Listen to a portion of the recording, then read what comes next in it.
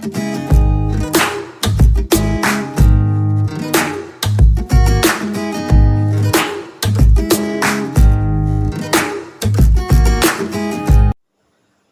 प्यारे बच्चों, good morning.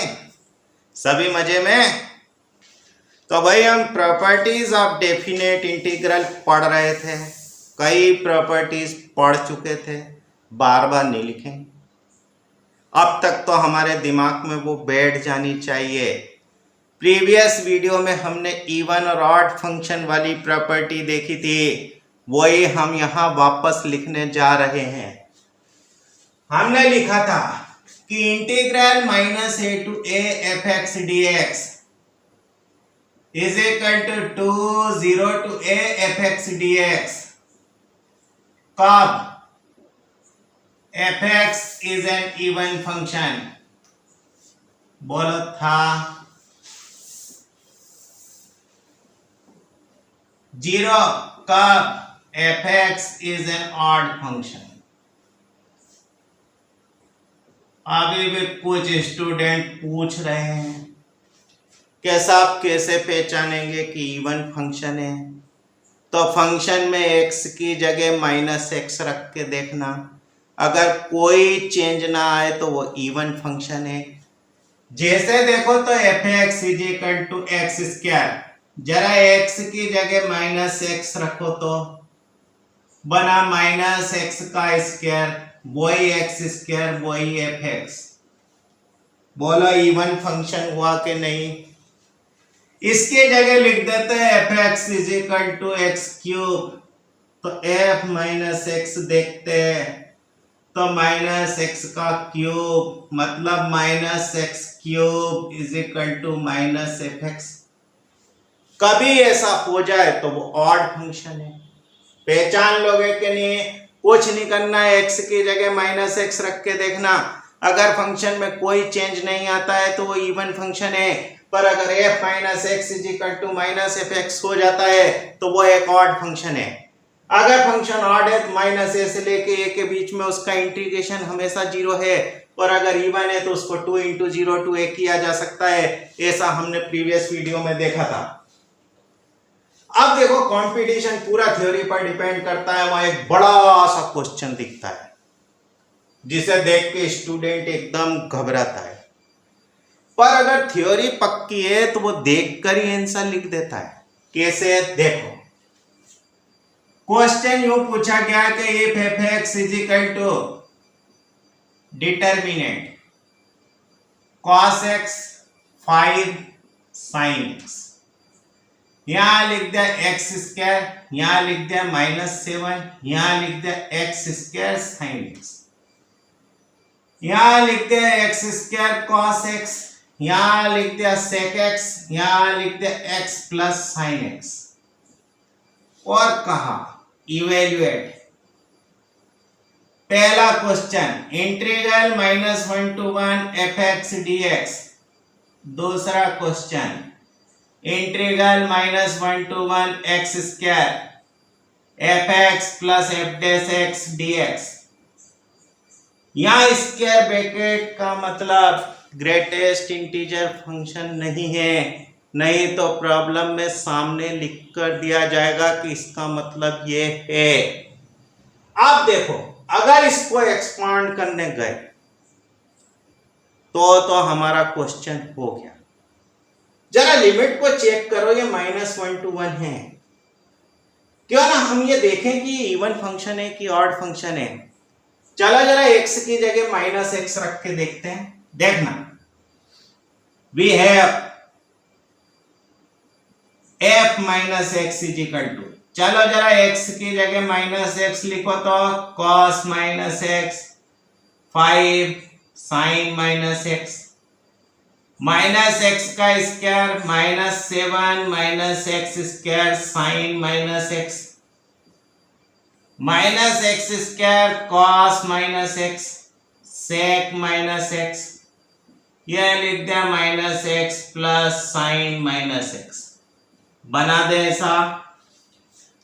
देखो कॉस माइनस एक्स मतलब कॉस एक्स, ये कॉस एक्स 5 तो ऐसा कैसा, साइन माइनस एक्स मतलब माइनस साइन एक्स, ये एक्स स्क्वायर ही बन गया, ये -7 बन गया, ये minus x square sine x बन गया, ये एक्स स्क्वायर कॉस एक्स बन गया, ये सेक एक्स ही बन गया क्योंकि sec minus x is equal to sec x है, ये minus x plus sine x बन गया।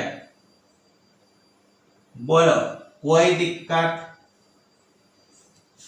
देखना डिटर्मिनेंट की प्रॉपर्टी कहती थी कि एक रो या एक कॉलम में जितना भी कॉमन लिया जा सकता है लो।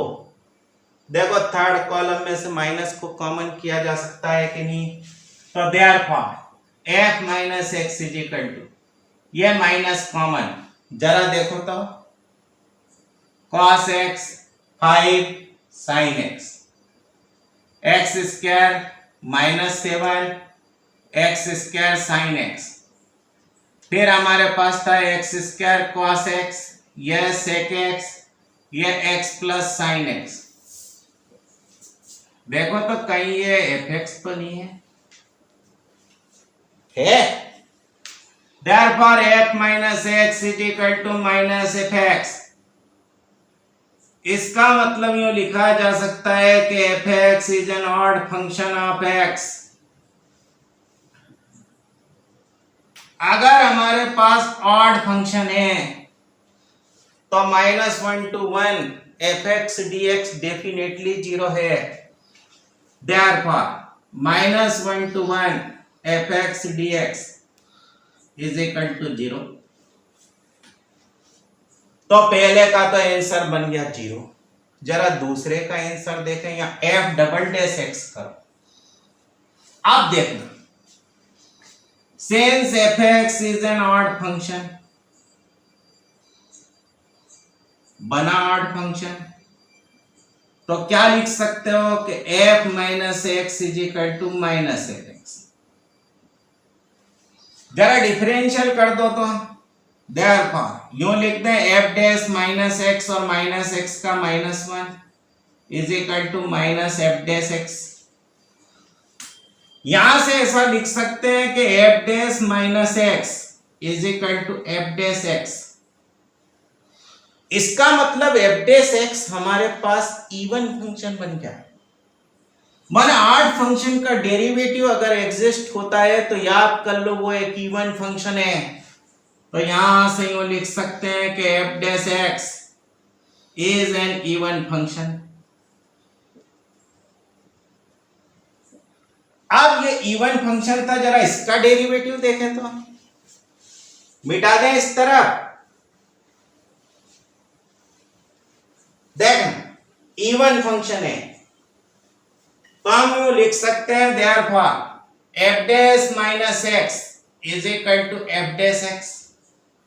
वापस डिफरेंशिएट करके देखो, therefore f double dash minus x into -1 is equal to f double dash x. यहां से यूं बोल सकते हैं कि f double dash minus x is equal to minus f double dash x. बोला लिखते हैं कि f double dash x is an odd function.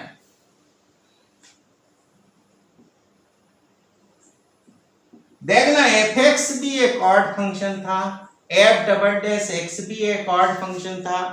दो ऑड फंक्शन का सम हमेशा ऑड फंक्शन होता है, तो ऐसा लिख सकते हैं कि f x plus F double dash x is an odd function.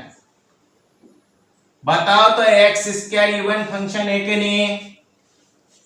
एक ऑड फंक्शन और एक इवन फंक्शन का प्रोडक्ट एक ऑड फंक्शन है, तो लिख सकते हो कि x square f x plus F double dash x is an odd function.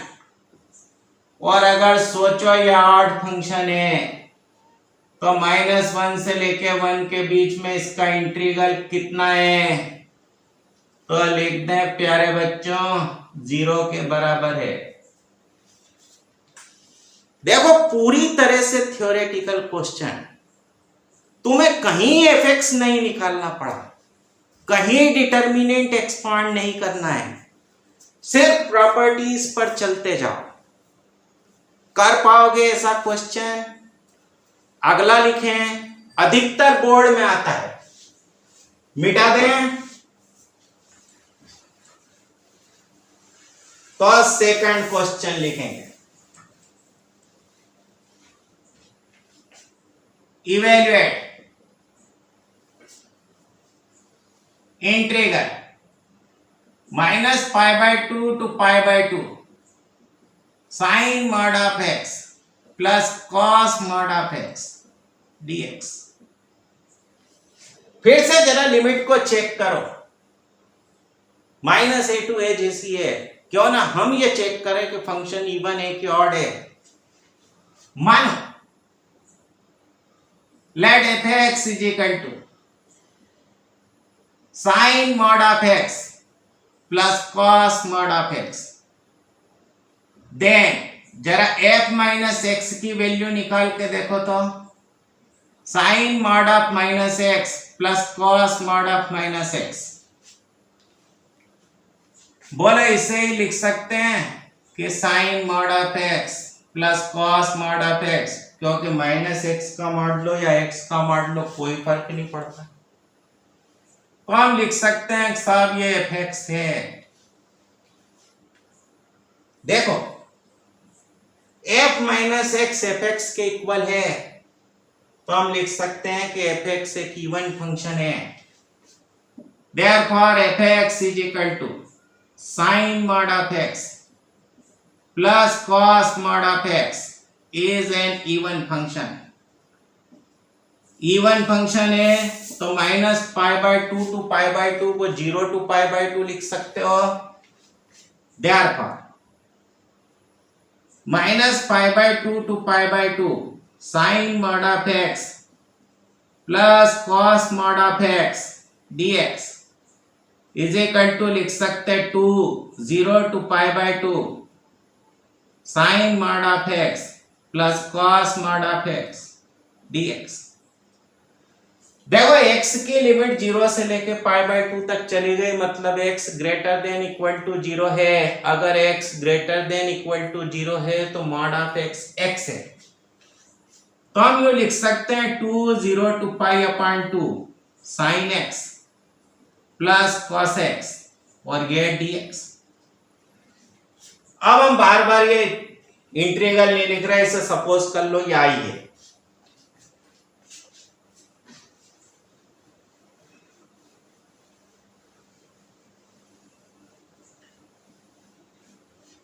तब therefore I is equal to ये 2 sin x का माइनस cos x का sin x, कहां से लेकर कहां तक चलना है? 0 to π/2।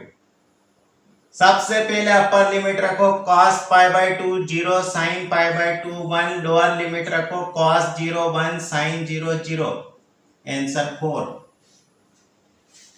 बोलो कर पाओगे कि नहीं? बढ़िया क्वेश्चन। इसी तरह के क्वेश्चन बोर्ड में पूछे जाते हैं। जैसे उन्होंने कहा कि evaluate integral -1 to 1 x square e raise to the power mod of x dx। फिर से लिमिट चेक करो, -1 to 1 है, क्यों ना हम फंक्शन को चेक करें। तो let fx is equal to लिखते हैं x square e raise to the power mod of x। Therefore f minus x is equal to, बोलो तो ये x square e raise to the power mod of x मतलब fx ही बन गया। तो बोल सकते हैं कि नहीं fx इवन फंक्शन है। Therefore fx is an even function। Even function हो तो -1 to 1 को क्या लिख सकते हो? 2 0 से लेके 1। Therefore integral -1 to 1 x square e raise to the power mod of x dx is equal to 2 0 to 1 x square e raise to the power mod of x dx। बोलो लिमिट 0 से लेके 1 है, मतलब x की value always greater than equal to 0 है, मतलब mod of x x है। तो इसे लिखते हैं 2 0 to 1 x square e raise to the power x dx। याद करो हमने एक uv वाला फार्मूला पढ़ाया था कि जब कभी भी u x की पावर वाला हो तो फिर क्या करना है, हम फिर से लिख देते हैं but integral u v dx, u ऐसा का ऐसा रखना, v का एक बार इंटीग्रल, u का एक बार डिफरेंशियल, v का 2 बार इंटीग्रल, कई बार ये लिख चुके। u उसे समझना है जो x की पावर वाला है, मतलब ये हमारे पास u है, ये v है, इसका तब तक डिफरेंशियल करना है जब तक कांस्टेंट ना बन जाए। देयरफॉर फिर से हम इसको i लिख दे रहे हैं, ये 2 x स्क्वायर e की पावर x का e की पावर x, इसका डिफरेंशियल 2x e की पावर x का e की पावर x, 2x का डिफरेंशियल 2, बस इसके आगे डी। चलो रखो तो जरा x की जगह 1, तो e minus 2e plus 2e, जरा x की जगह 0 रखो तो ये टर्म 0, ये टर्म 0, ये टर्म वैल्यू देगी, बोला लिख सकते हो 2e माइनस 2। देखो किस तरह से आसानी से इंटीग्रल हो जाता है, तो उम्मीद है इस तरह के क्वेश्चंस कर पाओगे। अपना ध्यान रखिए, नेक्स्ट वीडियो में फिर मिलेंगे। Have a nice day.